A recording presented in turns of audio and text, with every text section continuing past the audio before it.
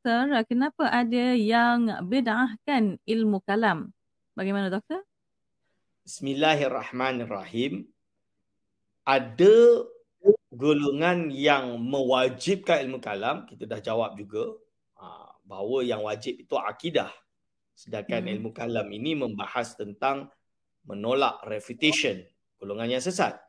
Tapi golongan yang membid'ahkan, yang mengharamkan adalah mereka yang menilai bahawa ilmu kalam ini tidak ada di zaman Rasul. Apabila tidak ada di zaman Rasul, maka dia kata bid'ah. Lalu dia kembalikan kepada hadis, kullu bid'atin dolalah wa kullu dolalatin finnar, kata dia. Segala bid'ah itu adalah sesat dan segala kesesatan itu berada dalam api neraka. Ini ada yang berpendapat seperti itu. Jadi dia ambil zahirul hadis tanpa memahami dan kaedah memahami hadis tersebut. Hadirin wal hadirah hafizakumullah. Suatu perkara itu tidak boleh dinilai hanya semudah itu. Kalau kita kata macam tu, habislah nanti ilmu hadis. Ilmu hadis ni ada hadis sahih, hadis maudhu', hadis hasan, hasan li ghairihi, sahih li ghairihi, yang dikarang oleh ulama hadis. Kan? Yang ditulis oleh ulama hadis. Saya nak tanya, ilmu tu ada ke zaman Rasulullah SAW? Apakah ada? Tidak ada. Apakah ia bid'ah? Kita larang semua orang untuk belajar ilmu hadis. Tidak boleh. Mana boleh macam tu. Sebab kita tahu justru dengan ilmu hadis ni kita boleh membezakan mana satu hadis yang betul, mana satu hadis yang tidak betul, mana satu yang sahih, yang mana tidak sahih. Samalah juga. Kita berkewajipan beriman dengan kewujudan Allah. Tapi kita ada tantangan, kita ada tahaddiat, kita ada suatu cabaran. Maka ilmu kalam ini berfungsi untuk menjawab segala persoalan dan cabaran tersebut. Apakah ini terus jadi bid'ah? Tidak. Begitulah juga dengan ilmu-ilmu yang lain, tuan-tuan dan puan. Jadi kita kadang perlu, walaupun di zaman Rasul tak ada sebut. Hadirin wal hadirat hafizakumullah. Zaman Rasulullah SAW ada ke ilmu usul fiqh? Yeah. Tak ada. Dan dalam zaman Rasul ada ke ilmu nahwu? Ni Datin Mona paling pakar nahwu. Kan? Ada ke? Mahwal kalam. Makanya ghairu mawjud. Zaman Rasul tak ada. Tapi diperlukan untuk alat memahami bahasa Arab supaya dapat memahami nas Al-Quran dan hadis. Ini dia. Okey. Baik, doktor. Terima kasih.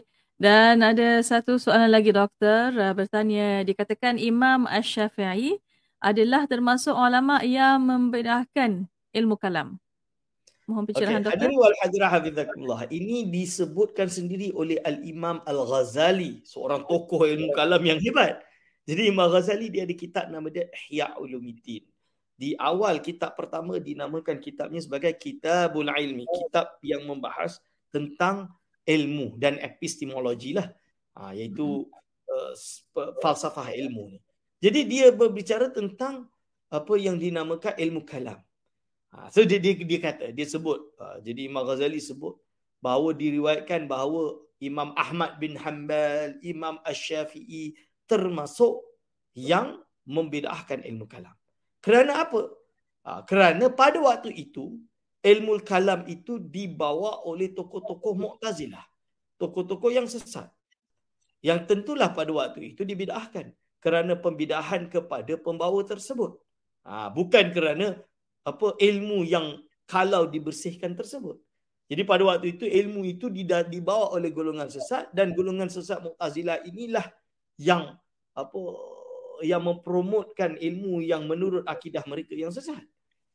Tapi apabila ilmu kalam ini telah dibersihkan, diambil yang baik, dibuang yang buruk, seperti halnya ilmu perubatan daripada barat, daripada Yunani, dibawa masuk ke dalam Islam di zaman Abbasiyah. Seperti juga ilmu-ilmu yang lain, ilmu logik, kan, dan lain-lain, maka ia adalah perkara yang tu, kalau benda tu membawa kepada kebaikan.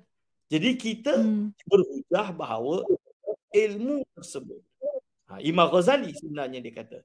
Jadi dia cerita bahawa zaman setelah zaman Imam Syafi'i adalah zaman Imam Ahmad bin Hanbal. Imam Ahmad bin Hanbal ini hidup sezaman dengan salah seorang tokoh ahli sunnah wal jamaah yang besar bernama Al-Harith Al-Muhasibi. Jadi Imam Al-Harith Al-Muhasibi ini seorang sufi tapi juga memiliki ilmu kalam. Dia menggunakan ilmu kalam untuk dakwah dia. Ni. Jadi Imam Ahmad bin Hanbal pernah menyerang Al-Muhasibi. Dia kata, kenapa engkau membawa benda bid'ah? Ini Rasul tak buat ni. Ini datang dari ilmu yang datang dari golongan bid'ah. Jawab Al-Haris Al-Muhasibi. Dia kata, kalau aku guna bahasa mereka, kan, guna cara mereka, tapi membawa kepada ajaran yang betul, bukan seperti yang mereka bawa, bukan akidah yang batil, tapi kita bawa kepada yang betul, kerana akal tidak akan bercanggah dengan fakta, dengan akidah yang sahihah seperti keesaan Allah SWT dan lainnya, maka dia akan lebih kuat untuk mengajak mereka kepada ahli sunnah wal jamaah, mematahkan hujah-hujah mereka. Ini contoh dia. Ini yang diambil oleh Imam Ghazali. Jadi kadang-kadang ubat ini boleh menyembuhkan, ilmu kalam ini boleh menyembuhkan, tapi kalau overdosage, dia akan membahayakan. Di ilmu ini kita proportional, kita ambil apa yang diperlukan. Itu, dan itulah jadi kitab-kitab akidah yang peringkat tinggi seperti yang ada di depan tuan-tuan dan puan-puan ini. Hadirin wal hadirat hafizakumullah. Baik, terima kasih doktor. Dan untuk waktu ini ada satu soalan yang kita dapat di email doktor, sebenarnya menghantar di email. Bertanya, mengapa Allah yang Maha Penyayang membenarkan berlakunya yang tidak baik seperti perang, malapetaka dan sebagainya? Ada pencerahan daripada doktor, silakan. Hadirin wal hadirat hafizakumullah. Apabila kita berbicara ni, kita berbicara akidah. So, kenapa Allah jadikan? Kerana Allah ada sifat iradah, dia berkehendak. Dia kehendak sesuai dengan kehendaknya. Berarti Allah SWT tak alim lah Ustaz. Allah alim, maha mengetahui. Jadi, di dalam ilmu akidah ada perbahasan, tuan-tuan dan puan-puan.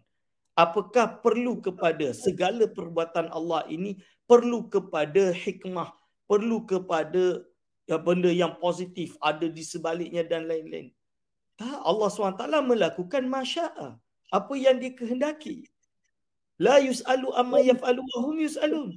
Dia tidak akan ditanya apa dia perbuat, mereka yang dia dipertanyakan. Hakikatnya, siapa yang menjadikan segala sesuatu, termasuk iman dan kufur? Allah Subhanahu wa taala. Ini dia hadirin wal hadirat hafizakumullah. Ya, dia Maha Penyayang.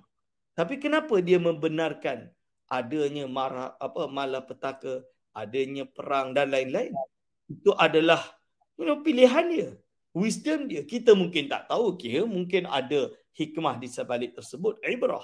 Ya, itu yang kita kena belajar, kita kena ibrah bagi diri kita untuk kita memiliki iman sampai tidak mengkufuri Allah Subhanahu wa taala. Akan tetapi, apakah ia tergantung pada ta'lil, kepada ilat, kepada sesuatu mesti membawa kebaikan? Tidak. Itu akan jadi Mu'tazilah. Mu'tazilah yang beranggapan bahawa segala perbuatan Allah ini mestilah merupakan suatu yang masalih, mestilah semua yang salih wal aslah, sesuatu yang baik dan membaikkan. Dan ahli sunnah jemaah tidak berpandangan seperti itu. Allah SWT fa'ala ma yasha'. Dia melakukan apa yang dia kehendaki. Kullu ma yasha', segala apa dia kehendaki. Kita tidak dapat tahu segala rahsia Allah Subhanahu wa taala. Dan Allah memilih ada di kalangan hamba-Nya yang akan masuk neraka, yang akan kufur. Itu takdir siapa? Siapa yang menjadikan dia seperti itu? Allah. Orang akan pertikaikan apa manfaat dia Allah ciptakan manusia lepas tu Allah masukkan dia dalam api neraka. Itu hak Allah Subhanahu wa taala. La yus'alu amma yaf'alu wa hum yus'alun. Yang kita kena sadari bahawa diri kita ni, kita tidak mahu termasuk dari golongan orang-orang yang mengkufuri Allah. Maka kita istiqamah dengan ibadah kita, kita istiqamah dengan segala ini iman kita, dengan harapan kita mendapatkan husnul khatimah. InsyaAllah. Hadirin wal hadirat hafizakumullah. InsyaAllah.